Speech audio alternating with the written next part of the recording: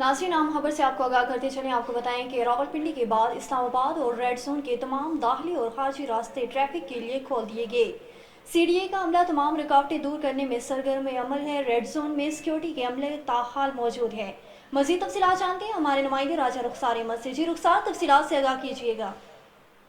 जी, मैं इस समय मौजूद हूँ डी चौक इस्लामाबाद में। अब तक की ताज़ा अपडेट से आपको आगाह करता चलूँ तो तकरीबन 5 दिन के बाद जो है मुकम्मल इस्लामाबाद खोल दिया गया। मेरे अकब में आप सीडीए की मशीनरी लगी हुई देख सकते हैं। किस तरह यहाँ से ये जो है मट्टी के ढेर उठाए जा रहे हैं। इसके हवाले से आपको तफसीलात से आगाह करता चलूँ तो ये वो जगह है जहाँ पे बड़े पैमाने पर जो है कंटेनर लगाए गए थे और उनको आपस में वर्ड किया गया था। इसके पीछे जो है मट्टी के बहुत बड़े ढेर डाले गए थे ताकि कोई भी जो है इनको हटा ना सके यहाँ से हटाना, ताकि इनको आसान ना हो।